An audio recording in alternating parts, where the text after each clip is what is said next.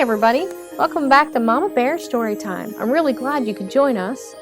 Today's book is a dedication from Kolt to Moira. Kolt thinks Moira is pretty special and would like us to read this book special for her. Today's book, we understand, might be one of Moira's favorites. It's a little golden book, Disney's Mulan. Adapted by Gina Ingolia. Drawings by Jose Cardona and painted by Don Williams. Like a powerful dragon, the Great Wall of China winds across the land.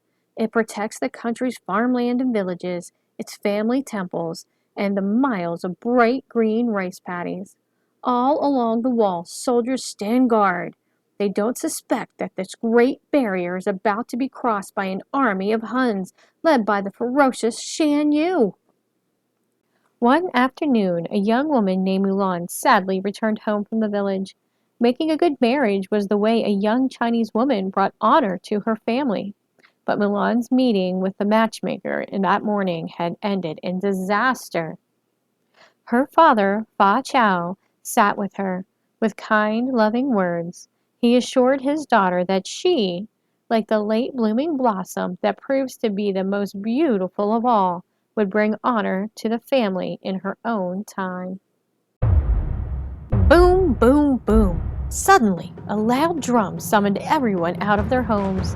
"The Huns have invaded China," a messenger announced.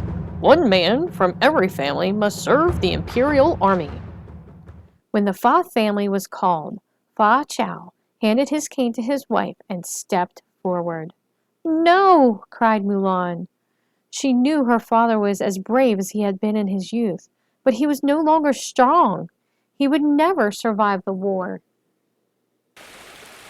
It rained hard that night. Mulan went to the family temple, lit incense, and prayed to her ancestors. She had made her decision. She would take her father's place. Mulan took Fa Chao's sword and cut her hair short. Then she put on his armor. Disguised as a man, she rode her horse Khan into the storm. A tiny dragon named Mushu raced after her. He wanted to regain his position as a guardian of the Fa family. "I'll make Mulan a hero. That will show the ancestors," he said. A lucky cricket named Creaky hopped along beside him. Mulan wasn't sure what to think about Mushu and Creaky, but she knew she needed all the help she could get.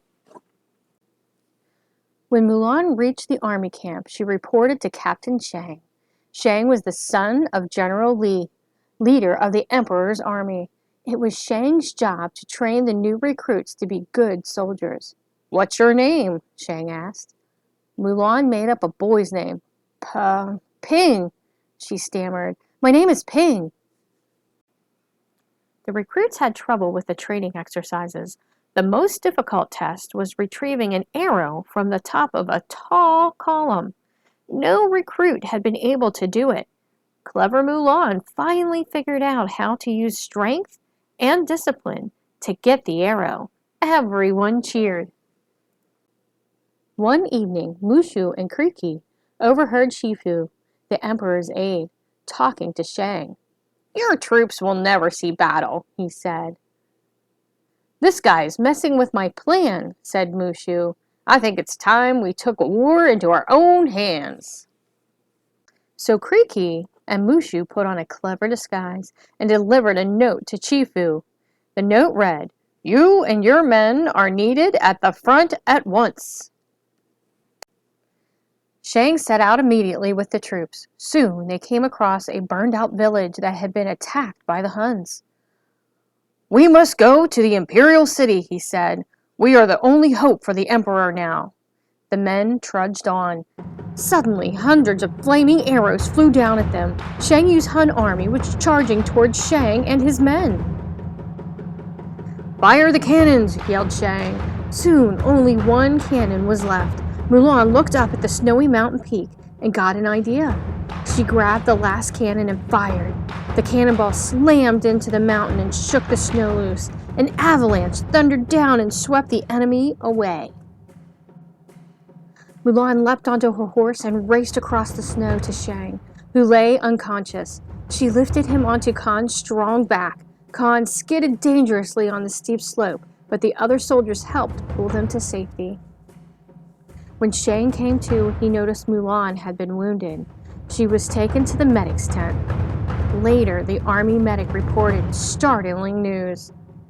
Ping was a woman! Serving in the army as a woman was a crime punishable by death. Shang spared Mulan because she had saved him. A life for a life, he said. The troops marched off, leaving Mulan behind with Khan, Mushu, and Kriki. Mulan was about to head home in disgrace, but then she saw Shan Yu and 5 of his soldiers at the top of the cliff, heading towards the imperial city. They were still alive! Mulan and Khan galloped off to the city. There she found Shang and told him the Huns were on their way. But still feeling betrayed, Shang did not believe her. Later, during the victory ceremony, Shan Yu captured the emperor. Mulan saw Shang frantically trying to break into the palace. "I've got an idea," she called. Mulan dressed her 3 soldier friends, Yao, Ling, and Qing Po, in women's clothes so that they could fool the Hun guards. Shang followed them, and they overpowered the guards. On the palace balcony, Shan Yu waved his sword at the emperor. "Bow to me," he demanded. At Mulan's signal, the rescuers stormed into the room. The emperor was taken to safety. Shan Yu was furious. He charged towards Mulan. Mulan rushed to Mushu and told him her plan. She sent him off with Kriki to the fireworks tower. Mulan ran through the palace, making sure Shan Yu was following her. Then she led him onto the roof. Using her speed and strength, Mulan pinned Shan Yu's cloak to the roof with his own sword. Mushu arrived with a lit rocket and jumped away just as it crashed into the villain. Kaboom! A spectacular fireworks explosion dazzled the city. Shan Yu was no more. Mulan approached the emperor.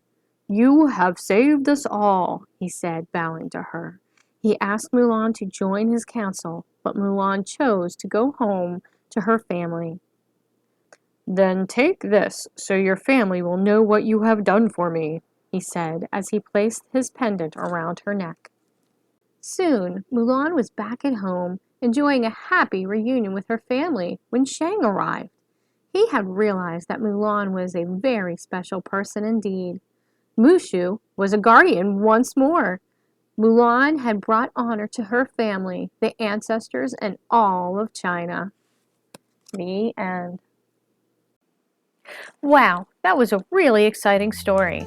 Well, I guess it just goes to show you can accomplish anything if you try hard enough. And Moira, we really hope you enjoyed this book. If there's someone out there that you would like a book read to specifically for them, have an adult email me, and I would love to read a book special for them. Thanks for joining Mama Bear Storytime, and we'll see you next time.